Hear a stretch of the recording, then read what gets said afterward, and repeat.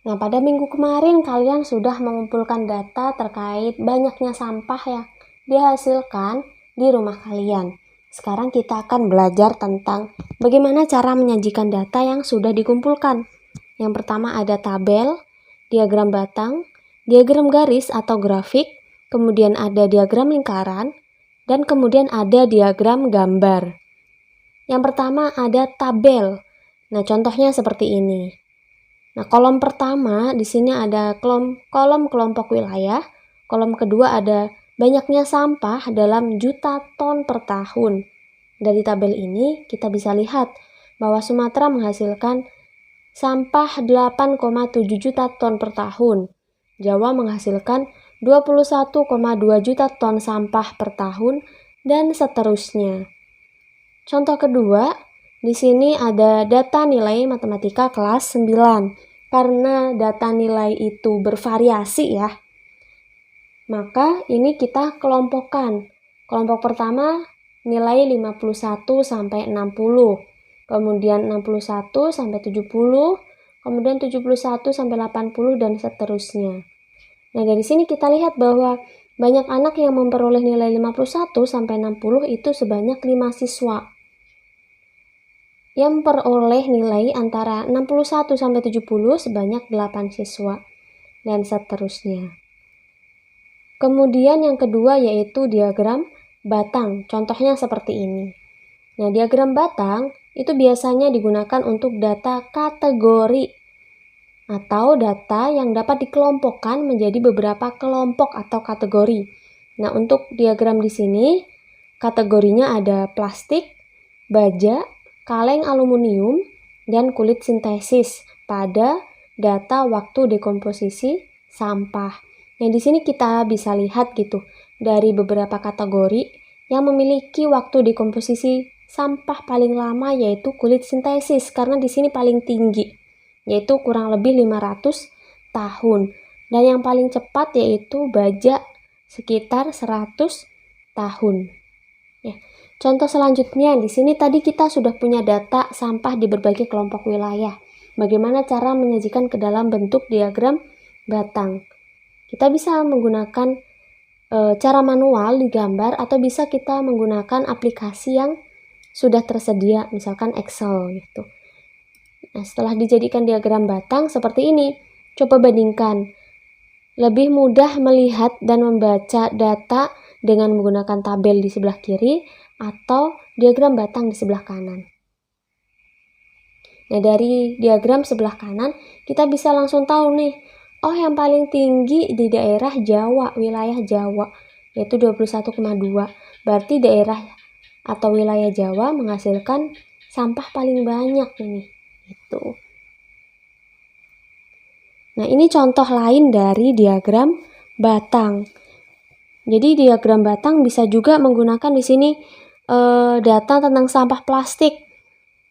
Nah, peneliti ini menyajikannya dalam gambar plastik yang ditumpuk-tumpuk gitu ya, untuk menggambarkan bahwa ini adalah data terkait sampah plastik. Oke, selanjutnya yaitu diagram garis. Kenapa dinamakan diagram garis? Karena ya gambarnya berupa garis-garis seperti ini. Nah, diagram garis itu biasanya digunakan untuk menunjukkan data kontinu. Data kontinu itu apa? Yaitu data yang menunjukkan perubahan sepanjang periode atau waktu tertentu. Contohnya di sini periode 1 Oktober sampai 6 Oktober. Nah, perkembangan kasus sembuh perharinya dari Oktober tanggal 1 sampai Oktober tanggal 2 ternyata turun. Kemudian ke hari ketiga, 3 Oktober, naik lagi kasus sembuhnya.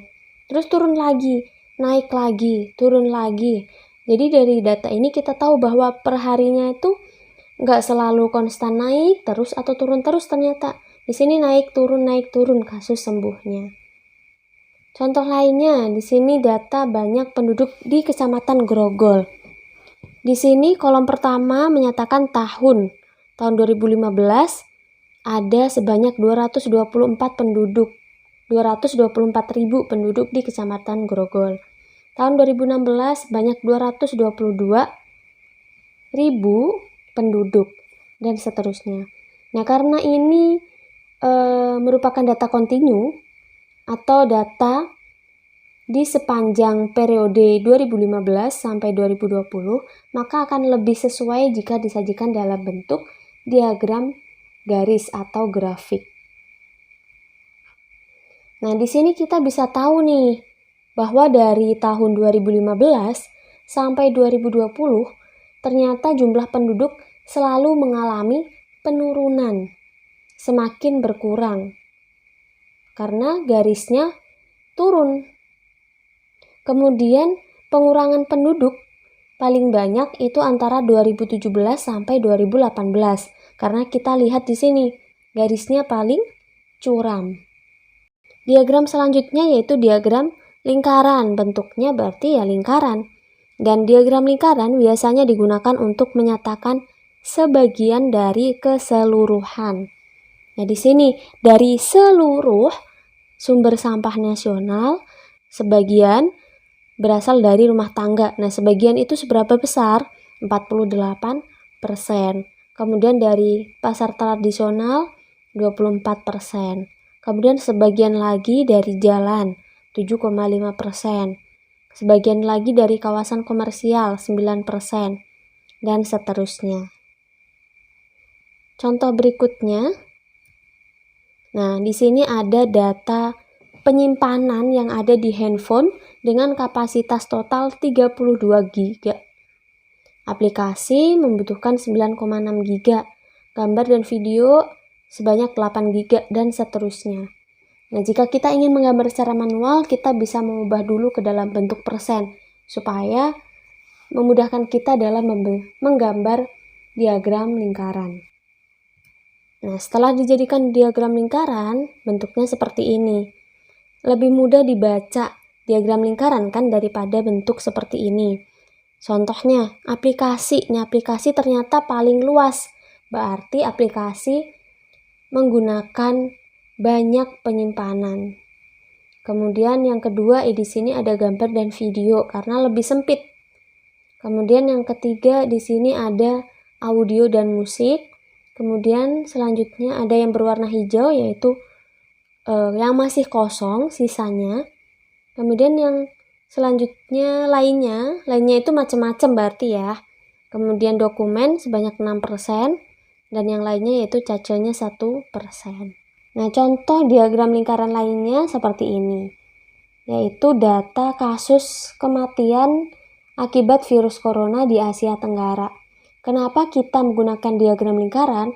Karena di sini menyatakan seluruh kasus kematian akibat virus corona di Asia Tenggara. Dan sebagian besarnya disumbang oleh Indonesia, yaitu lebih dari 60%. Kemudian diagram selanjutnya yaitu diagram gambar.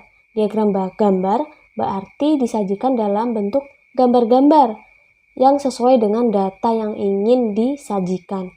Contoh, di sini ada data peminjaman buku di perpustakaan SD Nusantara 1. Nah, di sini digambarkan dengan siswa yang membaca buku. Nah, buku berwarna biru itu mewakili 10 orang. Kemudian warna kuning mewakili 5 orang. Jadi ketika hari Senin banyak peminjamnya 25 orang, maka diagram gambarnya ada 2 warna biru, 1 warna kuning. Kalau jumlah peminjamnya ada 20, berarti ya gambar berwarna biru sebanyak 2 dan seterusnya. Kemudian contoh lainnya seperti ini. Data isi tong daur ulang. Plastik digambarkan dengan botol plastik, kaleng digambarkan dengan kaleng, dan seterusnya.